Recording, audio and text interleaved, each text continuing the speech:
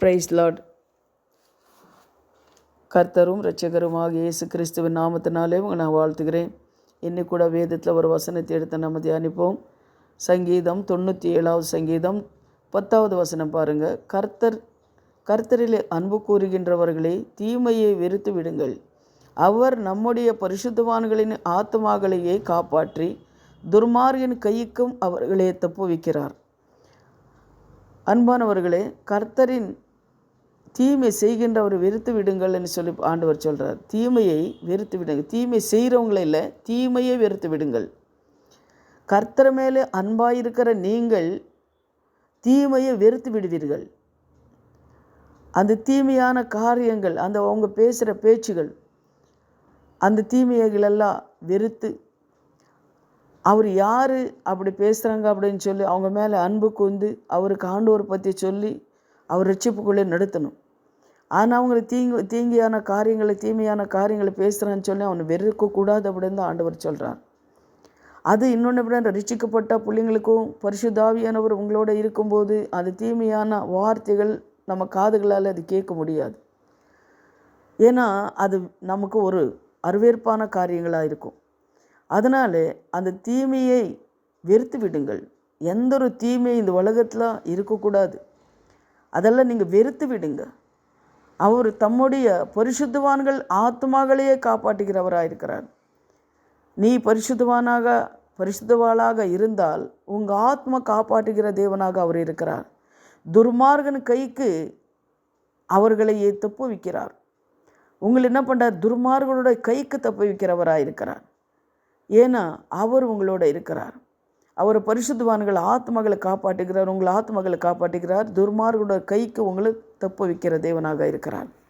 அதுபோல் அன்பானவர்களே, தேவன் மேலே அன்பாக இருக்கிற நீங்கள் அந்த தீயை வெறுக்கணும்.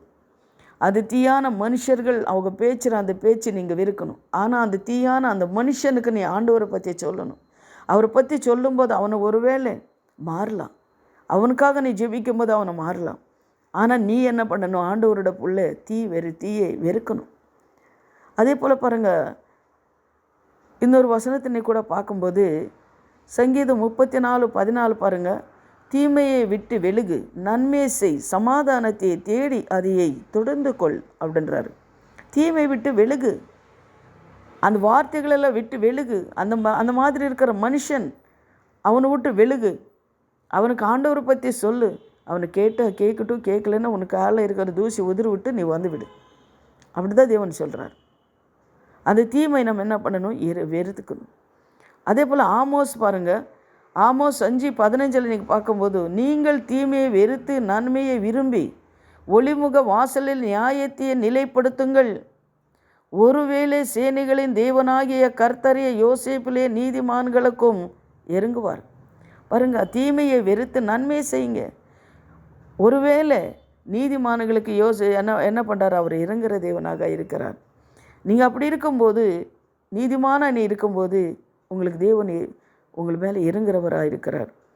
யூதா 1:23 மாம்சத்திலே கரைப்பட்டிருக்கின்ற வஸ்திரத்தையும் வெறுத்து தள்ளுங்கள்.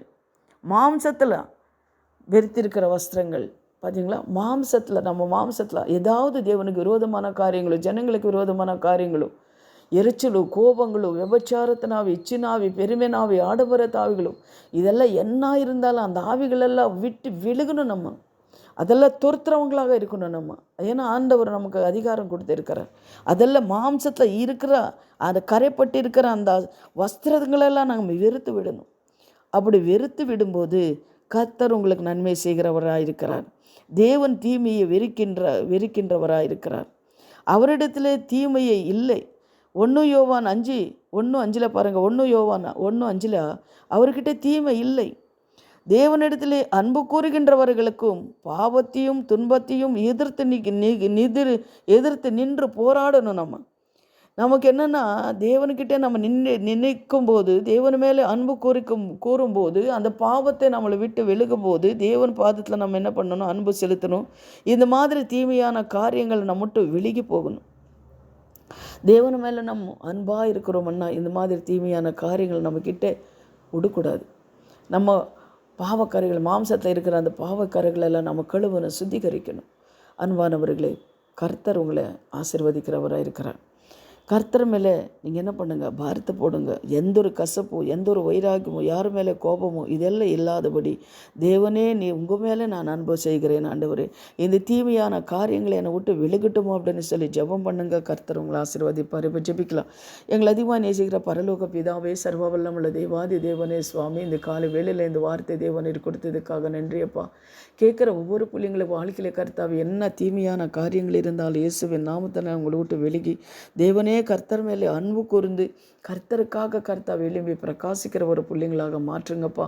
என்னென்ன காரியங்களை வெறுத்திருக்காங்களோ அதெல்லாம் கர்த்தாவே நன்மையாக நீர் மாற்றுங்க சுவாமி. தேவனே ஸ்தோத்திரம் கர்த்தாவே. ஒவ்வொரு நாளும் உங்களோட இருந்து தேவனீர் பாதுகாக்கிற கிருபைக்காக நன்றி. இயேசுவின் நாமத்தில் ஜெபிக்கிறோம் என்று உன்னுள்ள நல்ல பிதாவே. ஆமேன். God bless you. கர்த்தர் உங்களை ஆசீர்வதிப்பார். ஆமேன். ஆமேன்.